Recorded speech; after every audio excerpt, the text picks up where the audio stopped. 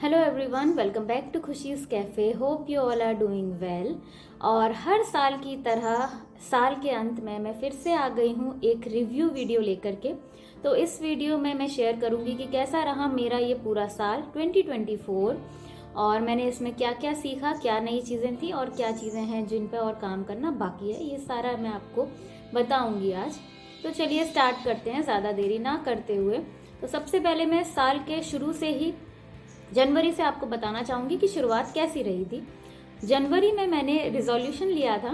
वैसे हम लोग रिजोल्यूशन लेते हैं ज़्यादातर, पर उन पर हम टिक नहीं पाते हैं। ये साल ऐसा था जिसमें मैं अपने रिजोल्यूशन पर टिकी। मैंने रिजोल्यूशन लिया था कि मैं इस साल गाड़ी चलाना सीख लूँगी, 4 व्हीलर, और इसी के साथ साथ मैं अपनी फिजिकल हेल्थ, एक्सरसाइज, डाइट वगैरह पे प्रॉपर ध्यान दूंगी। और ये दोनों ही काम मैंने पूरे साल काफ़ी अच्छे से किए अगस्त मंथ तक। और उसके बाद क्या हुआ मैं आपको बताती हूँ।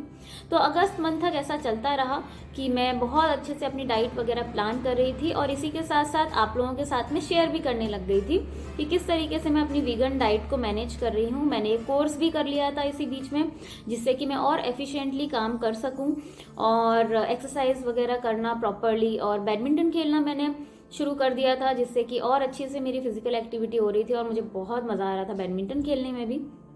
तो कुछ इस तरीके से अगस्त महीने तक मेरा काम चलता रहा। इसी के साथ साथ जो मैं बच्चों को पढ़ाती हूँ, मेरी क्लासेस भी चलती रहीं, मेरी पढ़ाई भी चलती रही। फिर अगस्त के महीने के अंत में समय आया कि मुझे अपने मास्टर्स को फिनिश करना है। जो मास्टर साइकोलॉजी में मैं कर रही हूँ, उसको अगर मुझे फिनिश करना है तो मुझे ट्रैवल करना पड़ेगा और ग्वालियर जाना पड़ेगा अपने सेंटर पे, और वहाँ पे जाके मुझे प्रैक्टिकल क्लासेस अटेंड करनी थी, इंटर्नशिप्स अटेंड करनी थी। तो मैं यहाँ से चली गई और वहाँ जा कर के मैंने सारी ही क्लासेस अपनी अटेंड की। तो मैंने वीडियो डाली भी थी जब मैं वहाँ पहुँची थी। तो शुरू में तो जोश था कि वीडियो बनाऊँगी, पर वहाँ पहुँचने के थोड़े दिन में मुझे बिल्कुल भी समय नहीं मिल पाया और मैं किचन में ज़्यादा काम भी नहीं करती थी। तो इस वजह से मैं जो डाइट से रिलेटेड वीडियोस बना रही थी अपनी, वो भी कंटिन्यू नहीं हो पाई, क्योंकि मैं अपने फाइल के काम में लग गई, जो कि ज़्यादा प्रायोरिटी का काम था मेरे लिए। मेरी पढ़ाई मेरे लिए सबसे नंबर 1 की प्रायोरिटी पे हमेशा रहती है। तो इसीलिए मैंने वीडियोस को थोड़ा सा दरकिनार करना ठीक समझा उस समय। और क्योंकि मैं ज़्यादा किचन में जाती भी नहीं थी, बस अपनी जो सिस्टर इन लॉ है, मेरी जो भाभी हैं, उन्हें मैं बता देती थी कि किस तरीके से हम अपनी डाइट को प्लान करेंगे। फाइबर भी होना चाहिए उसमें, प्रोटीन भी होना चाहिए उसमें, कार्ब्स भी होने चाहिए, फ्रूट्स वगैरह, ये सारी चीज़ें हम इंक्लूड करते थे और हम दोनों ने मिलकर बहुत अच्छे से मैनेज भी किया सारी चीज़ों को। तो मैं अपनी फाइल वगैरह के काम में लग गई थी और ज़्यादा टाइम मुझे नहीं मिल पाता था किसी भी चीज़ के लिए।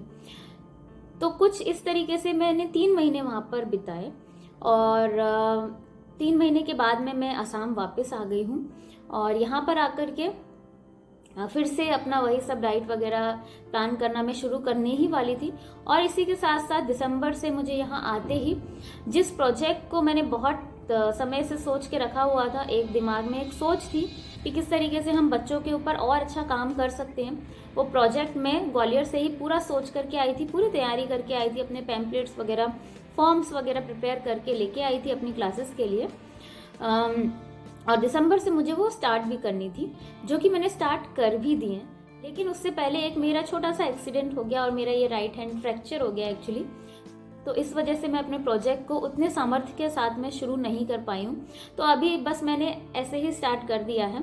बच्चे भी आने लगे हैं, उन्हें बहुत मज़ा आता है, लेकिन एक जो सही तरीके से शुरुआत बोलते हैं वो अभी नहीं हुई है। जैसे ही मेरा हाथ ठीक होगा और मेरी चोटें सारी ठीक हो जाएंगी, उसके बाद में मैं अपने सेंटर को एक रूप देना चाहती हूँ बहुत अच्छा, जो कि मैंने सोच के रखा हुआ है। तो उसमें अभी क्योंकि मुझे समय लगेगा, क्योंकि मेरी चोट को ठीक होने में थोड़ा और समय लगेगा, तो मेरे सेंटर स्टार्ट होने तक थोड़ा सा और डिले हो गया है। और वो जैसे ही होगा प्रॉपर तरीके से स्टार्ट, मैं आप लोगों को ज़रूर बताऊँगी। और मेरी पढ़ाई भी इस साल काफ़ी अच्छी रही है। जब मैं ग्वालियर में थी तो डॉक्टर यशी जैन के अंडर में मैं इंटर्नशिप्स कर रही थी, प्रैक्टिकल्स भी, तो उन्होंने मुझे बहुत बहुत कोऑपरेट किया। इसी के साथ साथ मैं यहाँ पे रह के अपनी पढ़ाई कर रही थी, तो यहाँ पे किसी तरीके का कोई एक्सपोजर नहीं मिल रहा था आसाम में, क्योंकि मैं अकेले ही यहाँ पे खुद से अपनी स्टडीज़ को कर रही थी। लेकिन जब मैं वहाँ गई अपनी इंटर्नशिप्स की, तो मुझे प्रैक्टिकल एक्सपोजर भी मिला, बहुत सारी चीज़ें सीखने को मिली। और बाकी भी जो साइकोलॉजी से रिलेटेड स्टूडेंट्स वहाँ पर आते थे, उनके साथ में हम डिस्कशंस करते थे। जो कि बहुत बहुत फ्रूटफुल रहे मेरे लिए। मुझे बहुत ज़्यादा सीखने को मिला है वहाँ से, और ये 3 महीने मेरी लर्निंग के लिए बेस्ट समय था मेरी लर्निंग के लिए। मैंने बहुत बहुत इन्जॉय किया अपने इस समय को वहाँ पर, और अब मैं यहाँ पे आ गई हूँ तो अब मैं फिर से अपने काम में लग गई हूँ, तो यहाँ भी मुझे बहुत बहुत मज़ा आ रहा है। तो ओवरऑल इस तरीके से मेरा ये साल बीता। मैंने शुरुआत बहुत अच्छी की थी रिजोल्यूशंस के साथ, और उन पे मैं काफ़ी समय तक टिकी भी रही, लेकिन उसके बाद में जब मैं अपनी पढ़ाई के लिए चली गई तो वो रिजोल्यूशन कहीं ना कहीं छूट गए बीच में। एक्सरसाइज वगैरह भी छूट गई और ड्राइविंग भी छूट गई, लेकिन उसकी जगह जो वहाँ पे मुझे सीखने को मिला वो यहाँ नहीं मिल पाता, तो वो भी बहुत ज़रूरी था। और मेरा ये मास्टर्स का कंप्लीट होना भी बहुत बहुत ज़रूरी था। तो वो सारी चीज़ें हो गई हैं, इसीलिए मैं थोड़ा सा अभी रिलैक्स हूँ और अपने काम के ऊपर ज़्यादा फोकस कर सकती हूँ कि किस तरीके से मुझे अपने काम को अब प्रारूप देना है। इसी के साथ साथ मैं अपनी हॉबीज़ पे तो हमेशा काम करती ही रहती हूँ, क्योंकि मुझे जो सिंगिंग वगैरह पसंद है, म्यूज़िक पसंद है, उसके ऊपर हम काम करते ही रहते हैं जब भी हमें समय मिलता है। गिटार में थोड़ा सा बजाने लग गई थी काफ़ी पहले से बेहतर, परंतु ये अभी देख रहे हैं आप राइट हैंड भी फ्रैक्चर हो गया, तो इस वजह से अभी गिटार भी थोड़ा सा डिले हो गया है, तो थोड़ा बोर ज़रूर हो जाती हूँ। किताबों को और ज़्यादा समय देने वाली हूँ, क्योंकि जब तक मैं अपने हाथ से काम नहीं कर सकती तब तक मेरे पास और कोई काम नहीं है सिवाय अपनी किताबों को पढ़ने के और बच्चों को पढ़ाने के, तो उसी पर मैं फोकस कर रही हूँ फ़िलहाल। और मैं मेंशन करना चाहूँगी अपने टीचर प्रशांत जी, आचार्य प्रशांत के नाम, जिन्हें आप जानते हो। उनके साथ में जो जर्नी रही है मेरी, वो शब्दों में भी बयान नहीं की जा सकती है, क्योंकि जिस तरीके से बदलाव मैं चाहती थी वो बदलाव तो आए ही आए हैं। सही रास्ते पर टिके रहना वो हम नहीं कर पाते हैं, बिना सही ज्ञान के वो हम लोगों से पॉसिबल नहीं हो पाता है। वो मुझे वहाँ से मिला है, वो शक्ति मुझे वहाँ से मिलती है, क्योंकि हम उसमें वेदांत के जो सूत्र सीख रहे हैं, वेदांत के जो बेसिक सीख रहे हैं, उन सिद्धांतों के साथ में अगर हम जीवन जीते हैं और उनको अगर हम ध्यान में रखते हैं तो जीवन बहुत ही सहज हो जाता है। सही का चुनाव करना बिल्कुल भी कठिन नहीं लगता है, क्योंकि उसके अलावा हमें और कुछ दिखाई ही नहीं देता। आप सभी भी बताइए कि आपका ये साल कैसा रहा, क्या क्या आपने सीखा और क्या क्या ऐसी चीज़ें हैं जो अभी और सीखना बाकी हैं, जो आपको लगता है कि आपके अंदर होनी चाहिए, और जो आपने इस साल सीख लिया और अच्छी चीज़ें जो सीखी हैं वो क्या थी।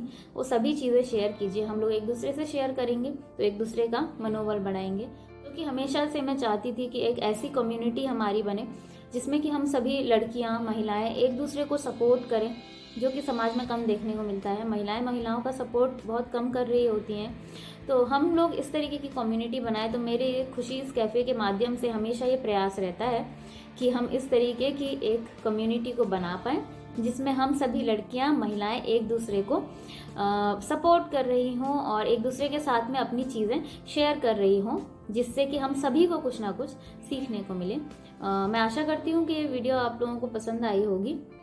इसको लाइक ज़रूर कीजिएगा। बहुत बहुत धन्यवाद।